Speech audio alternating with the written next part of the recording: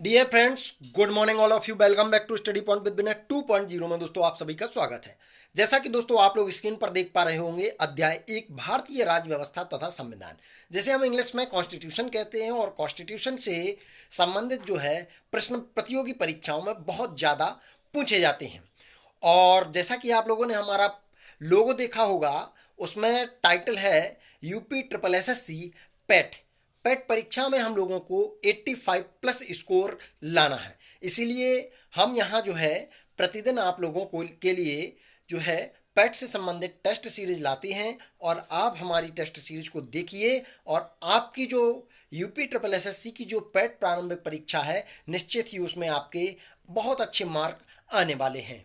और न केवल ये पेट के लिए भी महत्वपूर्ण है, बल्कि यूपीएसआई, यूपीएएसआई तथा उत्तर प्रदेश लोक सेवा आयोग द्वारा आयोजित की जाने वाली विभिन्न प्रतियोगी परीक्षाओं में भी यहाँ से बहुत प्रश्न देखने को आपको मिलेंगे।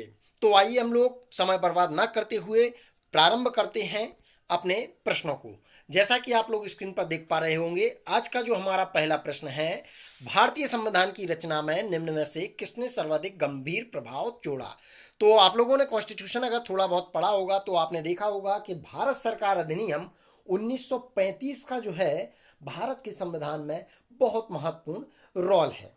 और इस अधिनियम से सबसे ज़्यादा अनुच्छेद लिए गए हैं। तो इसका सही आंसर है डी। अगला क्वेश्चन हमारा है, जुलाई 1946 में स्थापित संविधान सभा के सदस्यों में निम्न में से कौन एक शामिल नहीं रहा।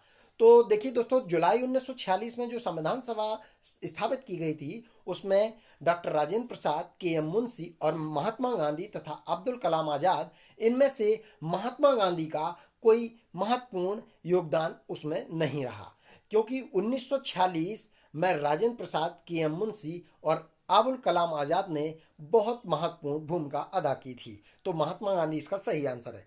अगला दोस्तों हमारा प्रश्न है, भारत की संविधान सभा गठित करने का आधार क्या है।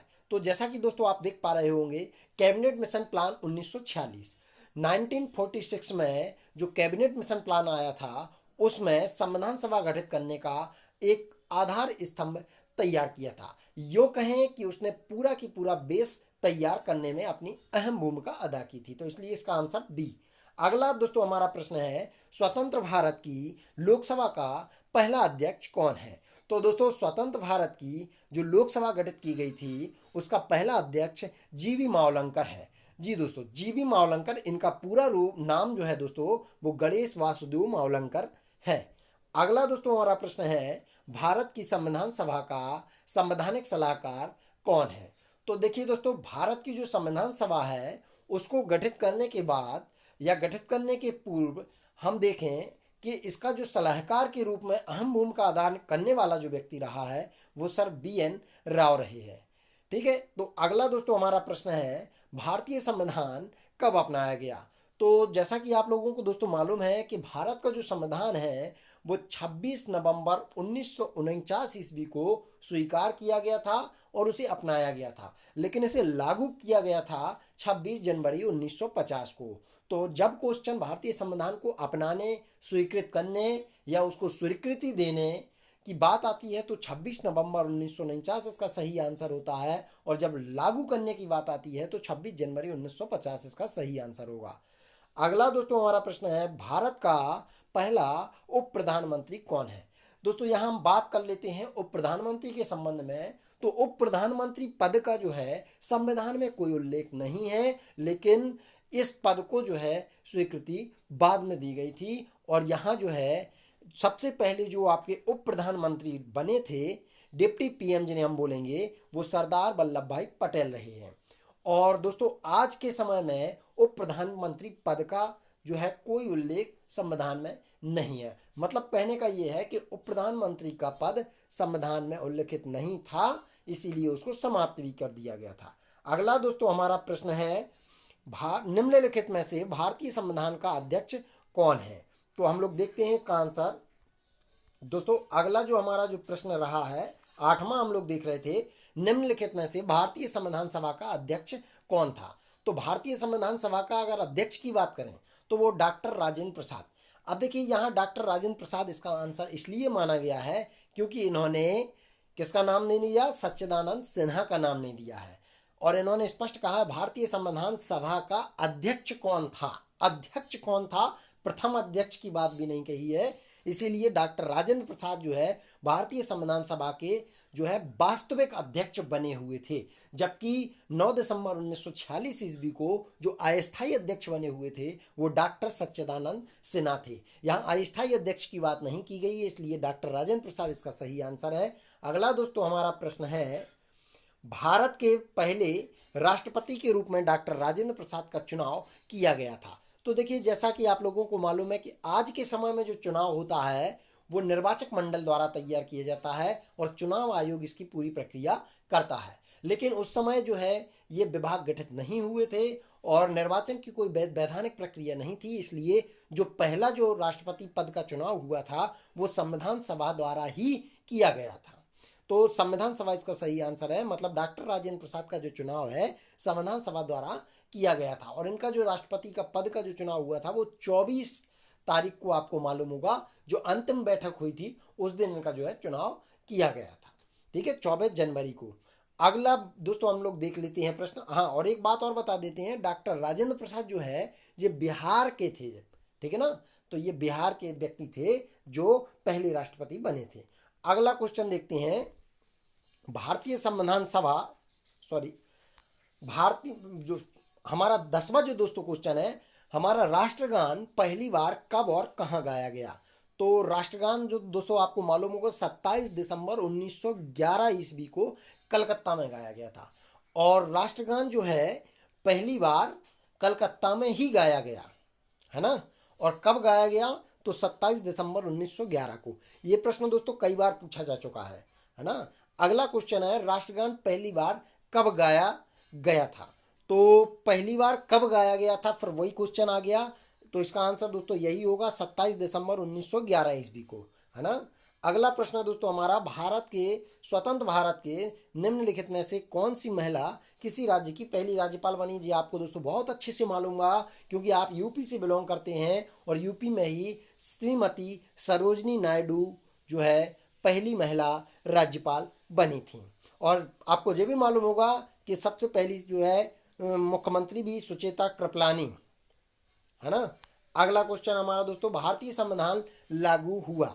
तो लागू करने की बात मैंने आपको ऊपर बताई थी कि जब लागू करने की बात आती है तो 26 जनवरी 1950 ईस्वी को जो भारत का संविधान है वो लागू किया गया था। अगला दोस्तों प्रश्न है, भारत में दल रहित लोकतंत्र का प्रस्ताव किसने रखा था? तो देखिए, दल रहित लोकतंत्र की अगर हम बात करते हैं तो जयप्रकाश नारायण का जो है इसमें अपना बहुत महत्वपूर्ण योगदान रहा है। और अगर आप लोगों को ये बात समझ में नहीं आई हो कि दल रहित लोकतंत्र आखिर क्या होता है, तो जैसा कि आप लोग वर्तमान में देखते होंगे कि कांग्रेस है, बीजेपी है, सपा है, बसपा है, बहुत सी पार्टियां मतलब जो है अलग अलग एजेंडा लेकर जो है चुनाव आयोग के द्वारा माने निर्वाचन जो है अपना जो है कराती हैं और जो है बहुमत हासिल करके जो है अपना शासन करती हैं। तो जयप्रकाश नारायण का मानना ये था कि दल रहित लोकतंत्र हो, मतलब कि कोई भी दल गठन न किया जाए और जो है प्रशासन को चलाने के लिए जनता द्वारा ही किसी जो है लोक सेवक को चुना जाए, ठीक है ना। जैसा कि आजकल आप लोग देखते होंगे चाइना में क्या है, दल रहित लोकतंत्र है, माने वहाँ एक ही शासन चलता रहता है ना। तो अगला क्वेश्चन दोस्तों हमारा देखते हैं, डॉक्टर भीमराव अंबेडकर ने संविधान सभा का हृदय और आत्मा किसे कहा? तो दोस्तों आप लोगों को ये भी बहुत अच्छे से मालूम हुआ, जो संविधान का अनुच्छेद 32 है, मूल अधिकारों का जो है एक भाग है, उसे भीमराव अंबेडकर ने हृदय और आत्मा के रूप में परिभाषित किया था। माने संवैधानिक उपचारों का अधिकार जो है आपका सही आंसर इसका सी। अगला दोस्तों हमारा प्रश्न है, एक मिनट दोस्तों, अगला जो प्रश्न है हमारा, भारत की संविधान सभा ने किस वर्ष में कामकाज प्रारंभ किया था? तो संविधान सभा जब गठित 1946 में हो गई थी तो उसी वर्ष से उसने अपना कार्य प्रारंभ कर दिया था। जैसा कि आपको बताया मैंने अभी ऊपर कि सबसे पहले राष्ट्रपति भी उसी समय जो है बना लिए गए थे और पूरा जो है प्रशासनिक ढांचा तैयार किया गया था। लेकिन संविधान को जो है 26 जनवरी 1950 से लागू किया गया। उसके बाद बहुत सारे जो है नए नए परिवर्तन होते रहे, है ना। अगला प्रश्न दोस्तों हमारा, संसद के केंद्रीय कक्ष में संविधान सभा की पहली बैठक कब हुई थी? तो मैंने आपको ऊपर बताया था कि सबसे पहली जो बैठक हुई थी संविधान सभा की वो 9 दिसंबर 1946 ईस्वी को। और 9 दिसंबर 1946 को जब संविधान सभा की पहली बैठक हुई थी तो ये बैठक अस्थायी बैठक थी और ये दिल्ली के कौशल चैम्बर पुस्तकालय में हुई थी, है ना। और इसका जो अध्यक्ष बनाया गया था उस समय सबसे ज़्यादा वयोवृद्ध पुरुष जो थे वो कौन थे? डॉक्टर सच्चिदानंद सिन्हा। माने योग्य और अनुभवी व्यक्ति को उस समय जो है ये जो है अध्यक्ष पद दिया गया था। तो डॉक्टर सच्चिदानंद सिन्हा को 9 दिसंबर 1946 को पहला जो है क्या बनाया गया था? संविधान सभा का अध्यक्ष बनाया गया था। अगला दोस्तों हमारा प्रश्न है भारतीय संविधान की प्रारूपण समिति के अध्यक्ष कौन है? तो ये आपको बहुत अच्छे से मालूम होगा और इसे कई अन्य नामों से जाना जाता है, जैसे प्रारूप समिति को पांडुलेखन समिति भी बोलती हैं, हस्तलिखित पांडुलेखन समिति भी बोलती हैं, है ना। तो इसकी जो नाम अध्यक्षता की थी वो डॉक्टर भीमराव अंबेडकर ने की थी। और डॉक्टर भीमराव अंबेडकर उस समय पहले कानून मंत्री भी रह चुके हैं। और अगर हम बात करें डॉक्टर भीमराव अंबेडकर की तो इन्हें आधुनिक भारत का मनु कहा जाता है ना। तो कंडीशन अगर हम बात समझ लेते हैं इसकी, तो प्रारूप समिति के बारे में भी थोड़ा सा हम बता देते हैं कि प्रारूप समिति जो है इसमें कुल 7 सदस्य थे, लेकिन 7 सदस्य जो है वो अध्यक्ष को मिलाकर थे, इसलिए भीमराव अंबेडकर अध्यक्ष और 6 अन्य सदस्य थे। कभी कभी कंफ्यूजन हो जाता है, ऐसा क्वेश्चन पूछ लेते हैं कि अध्यक्ष के अतिरिक्त कितने अन्य सदस्य थे, तो ध्यान रखना दोस्तों 6 अन्य सदस्य थे और टोटल मिला के 7 सदस्य थे। अगला प्रश्न हमारा है एकात्मक सरकार में समस्त ताकत किसके हाथों में होती है? तो देखिए दोस्तों एकात्मक सरकार का मतलब होता है केवल संघ सरकार, माने कि राज्यों का कोई शासन नहीं होता है पर केवल केंद्र का नियम चलता है, केंद्र का शासन चलता है, तो उसे हम एकात्मक सरकार बोलते हैं। लेकिन अपने जो भारत की अगर हम बात करें तो भारत जो है राज्यों का एक संघ है, माने कि स्टेट ऑफ यूनियंस, बहुत सारे राज्यों का एक संघ है, इसलिए यहाँ जो है एकात्मक सरकार जो है का कोई रोल नहीं है। माने संघ अलग है और राज्य अलग है, लेकिन दोनों मिलकर काम करते हैं, ये ध्यान रखने की बात है। अगला प्रश्न दोस्तों हमारा संविधान सभा की प्रारूप समिति के अध्यक्ष कौन है? तो संविधान सभा की प्रारूप समिति दोस्तों अभी हमने ऊपर बताया है भीमराव अंबेडकर, इसे हम पांडुलेखन समिति भी बोलते हैं। अगला दोस्तों प्रश्न है भारत में किस प्रकार का लोकतंत्र है? तो आपको मालूम होगा कि भारत जो है एक लोकतंत्र है और लोकतंत्र का मतलब होता है जनता का शासन, है ना। तो जनता के शासन में तो प्रतिनिधियों का शासन है, क्यों? क्योंकि जनता तो शासन नहीं कर सकती, लेकिन जनता अपने द्वारा अपने क्षेत्र विशेष के लिए प्रतिनिधियों का चयन करके उनको संसद में भेजती है और उनसे ये कहती है कि अब हमारे क्षेत्र के लिए अब आप काम करिए, तो मतलब प्रतिनिधियों का शासन होता है ना। अगला प्रश्न है निम्नलिखित में से कौन सा देश आधुनिक लोकतंत्र की स्थापना करने वाला पहला देश बना? तो आधुनिक लोकतंत्र की स्थापना करने वाला पहला देश दोस्तों अमेरिका रहा है, क्योंकि संविधान का जो लिखित प्रारूप आपको देखने को मिला वो सबसे पहले अमेरिका में ही आया है। और इंग्लैंड को संसद की जननी कहा जाता है। यहाँ संविधान बना लेकिन वो मौखिक है।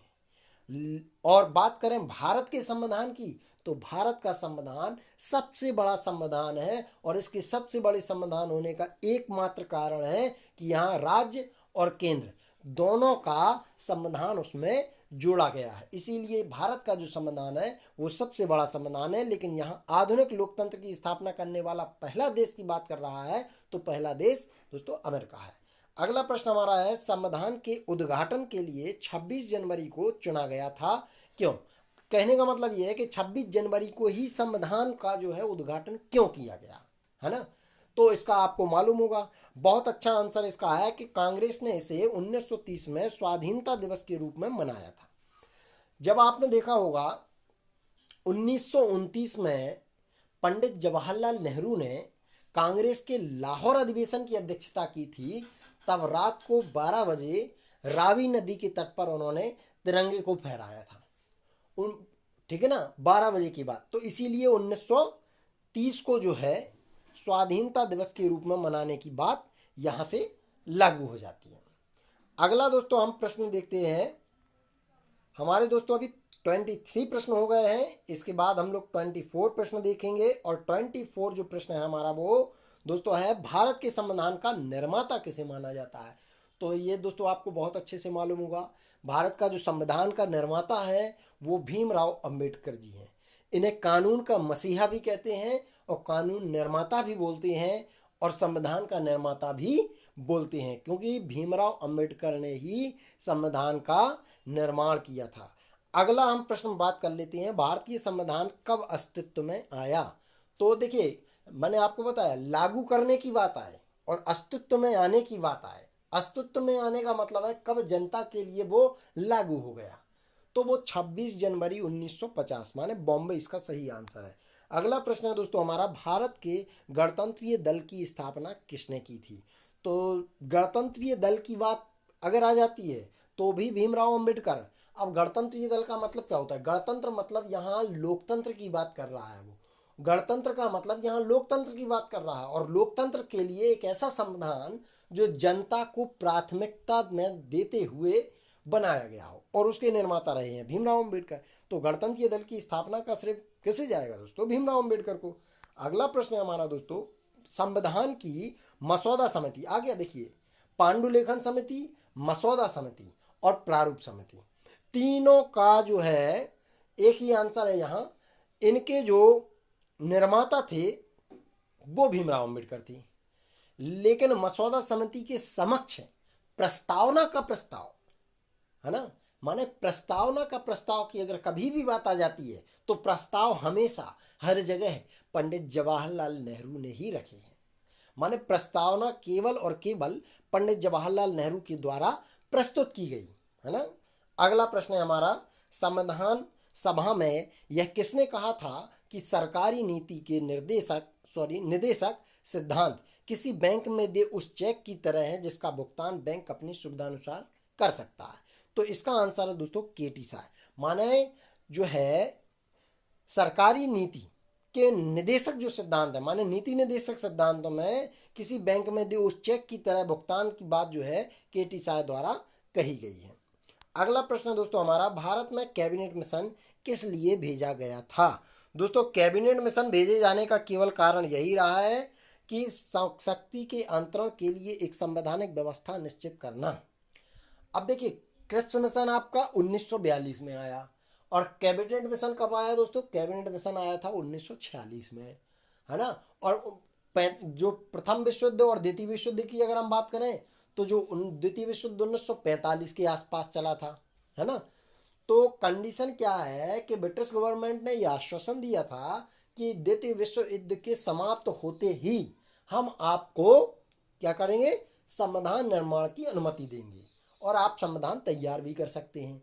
तो अपना संविधान बनाने के लिए उन्होंने एक कमेटी बनाई थी जिसे हम कैबिनेट मिशन 1946, माने क्रिप्स मिशन 42 लेकिन कैबिनेट मिशन 1946 में आया था, है ना। तो शक्ति के अंतरण के लिए एक संवैधानिक व्यवस्था निश्चित करने की बात कैबिनेट मिशन में कही गई थी।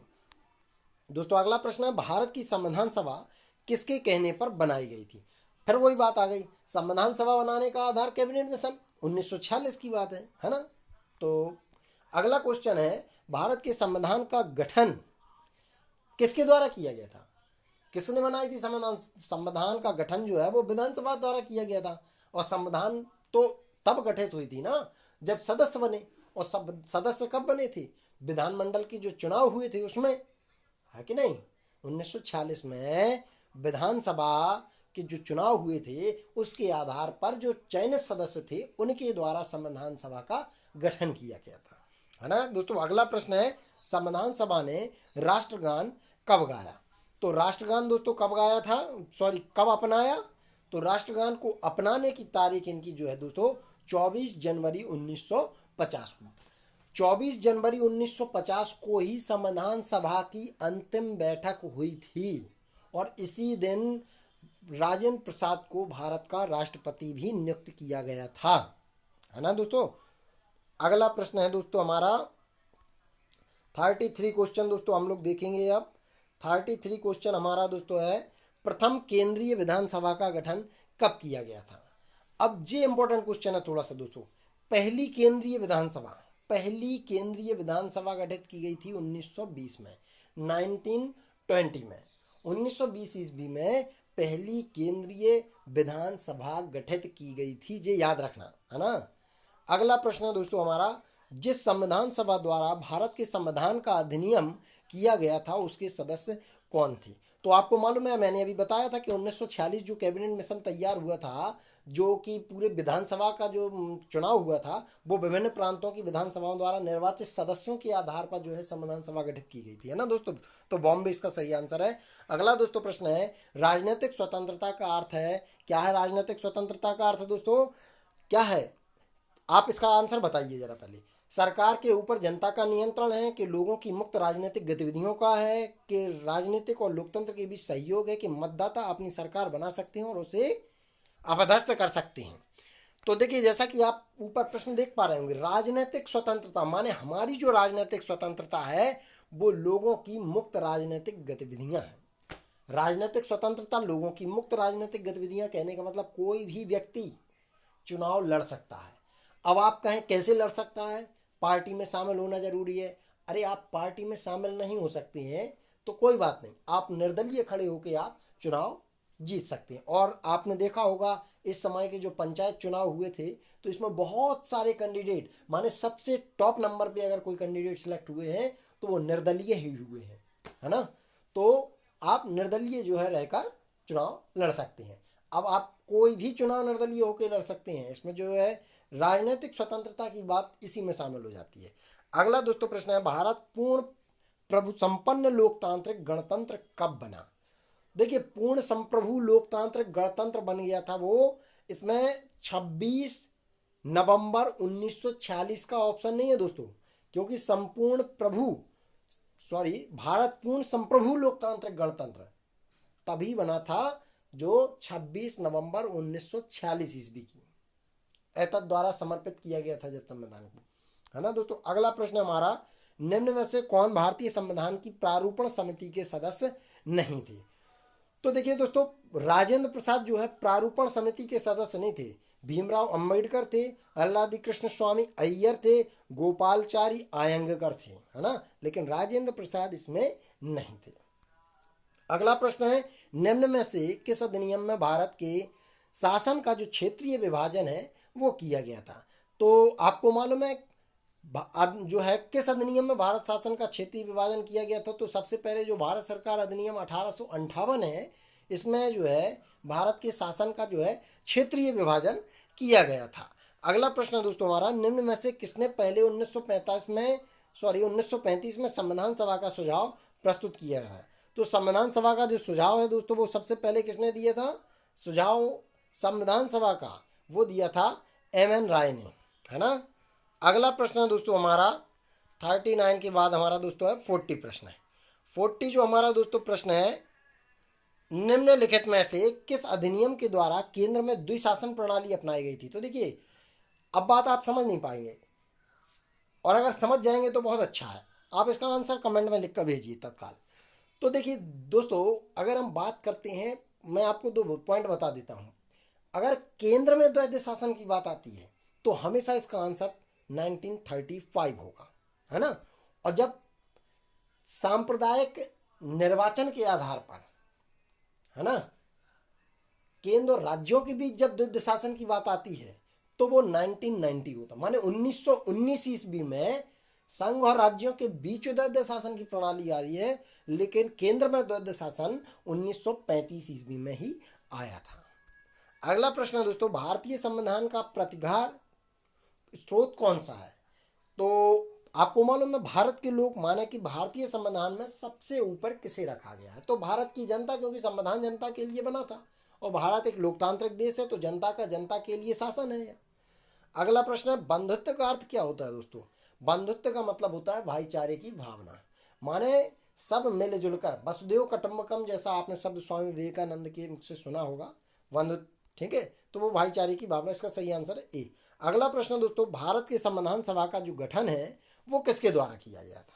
तो भारत के संविधान सभा का गठन अभी मैंने आपको बताया 1946 ईस्वी में विधानसभा के चुनाव हुए थे, उसी के आधार पर संविधान सभा गठित की गई थी। आगे देखिए दोस्तों, निम्नलिखित में से संविधान मसौदे समिति, फिर वही आ गया, मसौदा माने पांडुलेखन, पांडुलेखन माने प्रारूपण समिति, तो ये सब भीमराव अंबेडकर की देन है दोस्तों। अगला प्रश्न है, भारतीय संविधान में कितने भाग हैं? तो देखिए, पहले जो संविधान सभा जो है के आधार पर जो संविधान निर्माण किया गया था उस समय 22 भाग थे, लेकिन वर्तमान में दोस्तों 25 भाग हैं, है ना। इसमें कितने भाग पूछा गया है, ना पूर्व के न वर्तमान के। कॉमन, तो कॉमन 25 भाग है इस समय। प्रारूप समिति के अध्यक्ष आपको मालूम है भीमराव अंबेडकर हैं दोस्तों। संविधान सभा ने राष्ट्रगान कब अपनाया? तो संविधान सभा ने राष्ट्रगान जी अभी हमने आपको दोस्तों बता चुके हैं 24 जनवरी 1950 को। दोस्तों हमारे 46 प्रश्न हो चुके हैं।